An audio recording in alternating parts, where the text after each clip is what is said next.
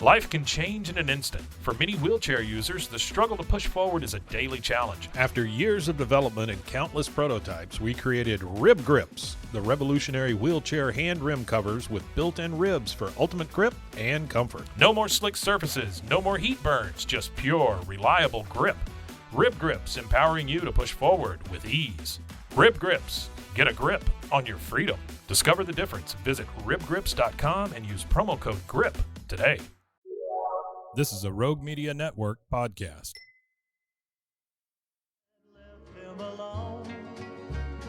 The Waco History Podcast is sponsored by Brotherwell Brewery on historic Bridge Street in Waco.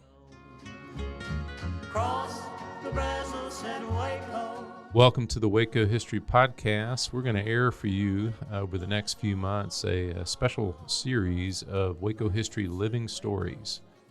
These were segments that were originally aired on KWVU here in Waco. They were produced by the Institute for Oral History editor, Michelle Holland, and narrated by two fabulous narrators, Louis Maze and Kim Patterson. And so these highlight oral histories from the collection of the Institute for Oral History at Baylor University, which I direct, which has been around since 1970 and has over 1,000 interviews related to Waco and McLennan County history, and we're happy to highlight those here.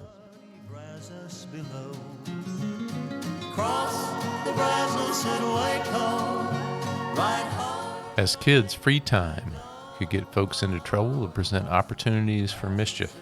Let's hear some stories of how free time was used by kids in the past.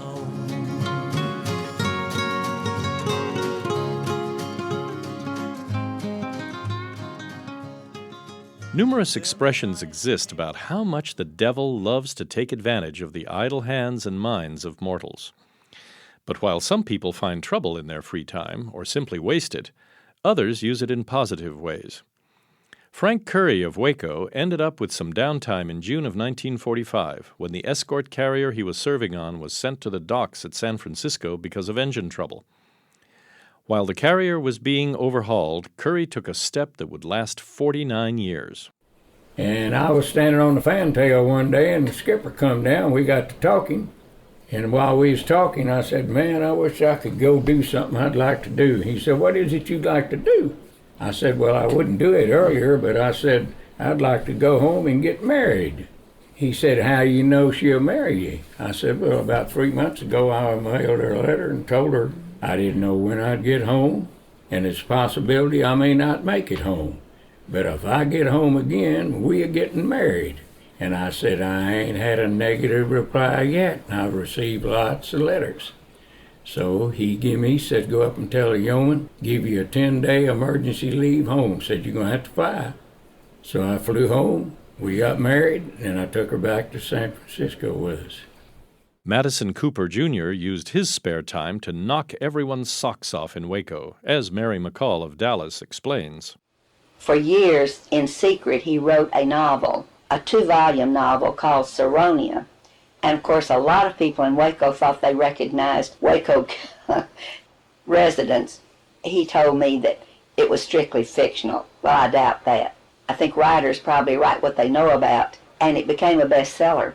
And he went to New York, he was interviewed, that he really had a wonderful, exciting experience. And all of it was for the purpose of putting more money into his Cooper Foundation. Baptist missionary John David Hopper from the Baton Rouge area served in Eastern Europe for 19 years and learned multiple languages in order to talk with locals. Hopper recalls that in his free time he studied Esperanto, an international language created in the late 1800s to make communication possible between people who had no other language in common. I thought that's a great idea, so I became a member of the Esperanto Club. I met the Esperantists in Vienna and in Budapest and down in Bulgaria, and I had a good time. They always are friendly because you come in and you speak Esperanto with them, and they'll take you to show you their city. They'll invite you in their home. They have a meal, and I began to make Christian contacts as well. And I'm a radio amateur. I had my radio amateur's license in Vienna, so on Sunday afternoons, their Esperanto group was on there from all over Europe and from South America, if the conditions were right. And we just talked with each other for an hour and a half, and knew each other by our first names, all in Esperanto. So that was just a fun thing. That wasn't serious. It was just a fun thing. And I still have my books in literature and some world literature, all of it in Esperanto. I have an Esperanto Bible that I keep. And every once in a while I'll put it down and read a psalm or read, passage from that. When, or if, free time presents itself, we should all consider doing something that will change the future for the better. Thanks for listening to the Waco History Podcast. Like what you heard? Subscribe, rate, and review our show on iTunes so we can reach more listeners. You can find show notes and info on every episode at wacohistorypodcast.com, and more info on Waco's past at wacohistory.org. Our theme music, used with permission, is Cross the Brazos at Waco, performed by the late Billy Walker. For more info on Billy's music, go to billywalker.com. Thanks for listening. We'll see you next time.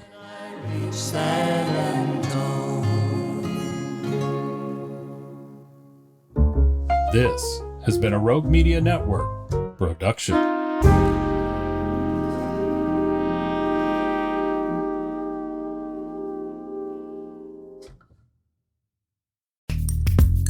Are you a podcaster? Let's talk podcast hosting. Are you tired of your current podcast host? Need real support in a community that gets it? At Rogue Media Network, we offer top-tier podcast hosting services to help you thrive. From hosting and distribution to dedicated support, we've got you covered. Starting as low as $25 a month. Join our community of passionate podcasters today. Contact us at hello@roguemedianetwork.com.